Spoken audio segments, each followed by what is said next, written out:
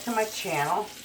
And today I've got some extra potatoes that I need to get used up because of course it's just me here, so I don't want these to go bad. So I'm going to scrub these up really good, and I'm going to show you how I do American fries for the freezer.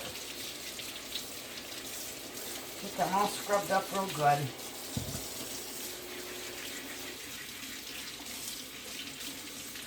Because I'm going to boil these with the skins on, and I'm going to boil them whole. I'm going to cook them, you know, like not quite completely cooked.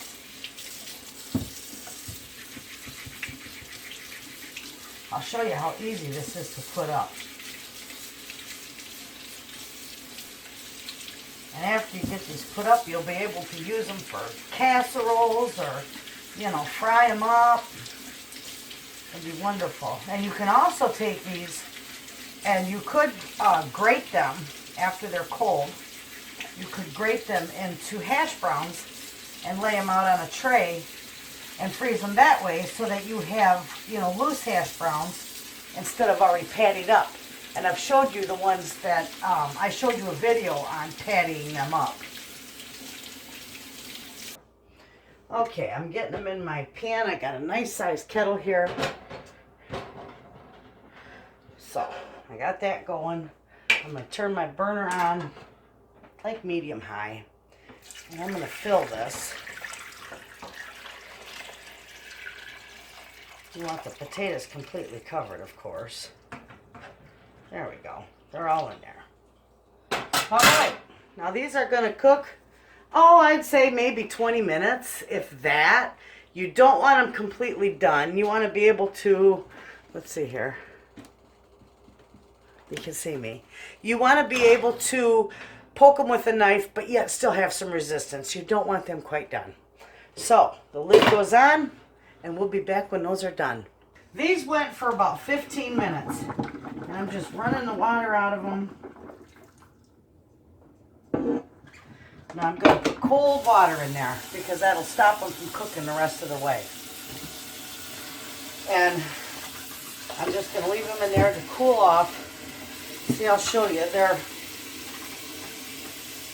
can get a knife through them. Whoops. You can get a knife through them, but there's still some resistance left. And that's what you want, so they're not completely done. But you put them in that cold water and it'll stop them from cooking the rest of the way. So from here, I'm not going to show you, but from here, after they're completely cooled down in this water, I'm going to transfer them to a container and put them in the refrigerator. And I leave them there all night, the rest of the day and all night. Tomorrow they'll be definitely cold. Everything will be all set. Then I will show you how I go through and peel them and chop them up and get them ready for the freezer. Very, very easy. Okay, friends, we're going to finish up our potatoes. These I boiled yesterday, and I cooked them till they were just not quite done. And then I put them right in the refrigerator after they cooled off so that I can peel them. So we're just going to give them a peel today.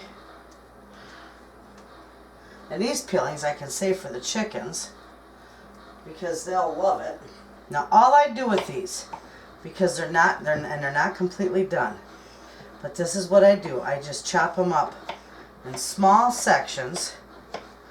I'm just going to lay these out on my tray like so, and then they'll flash freeze. And then I can, you know, put them in my Ziploc bag so that they won't, if you freeze them in a Ziploc bag, you'll freeze them all in one big clump. And this way you'll be able to take out, you know, however much you want, whether it be a little bit or you might want to use the whole bag. We got this pretty full. I'm going to throw this in the freezer, flash freeze it, and then I'll bring it back and I'll show you how nice they turn out. As for these potatoes, we'll just grate these. I got another tray that I can put in the freezer to flash freeze these as well. I usually take them and I grate them and I lay them on a tray, and then I just cut out with the end of this and make squares. But I don't have that trays being used, so I'm just going to patty these into patties and we will put them in the freezer. That's that's my pizza tray there. But it'll work nicely for this. So,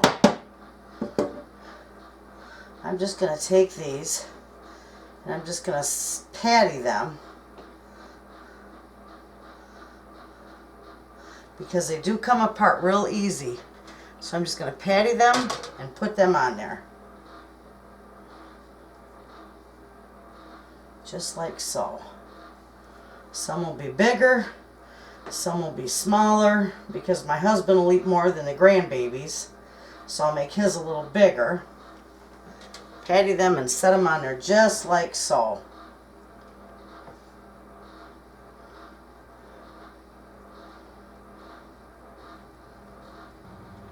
Alright, those ones I just set like so.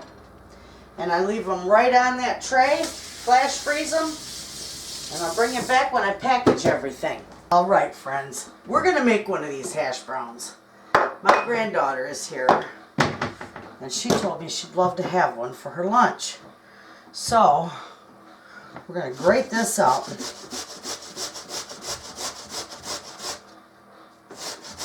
I'm going to do one of these whole potatoes.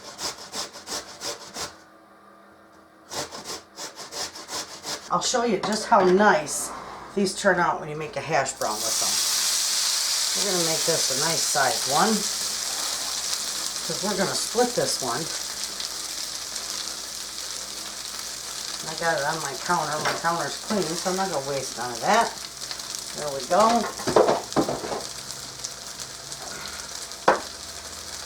I'm just going to scoop this in. Now I got this set on quite low, pretty low. I'm going to push that down just a little, spread this up just a little bit.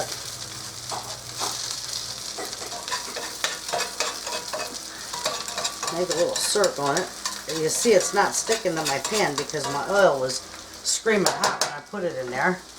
I'm going to put a little bit of salt and a little bit of pepper in there. And I'm just going to let that go. Friends, we're going to flip this over. And you just let your pan, well, I knocked it in half, look at that. You just let your pan work for you, and 90% of the time, it'll flip together. But look at how beautiful and crispy that is. So, we're going to give the other side just a little bit of salt, and a little bit of pepper too, and we're going to leave that side get nice and crisp. Okay, friends, the other side of this hash brown is done beautifully. See that? So all I'm going to do is turn my burner off, and we are going to have this for our lunch.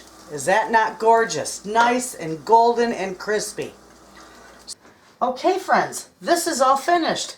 It is froze and I can package it and get it back in the freezer. I got my little bags labeled. We're all set to go. And this is going to make a breakfast morning a nice, easy breakfast.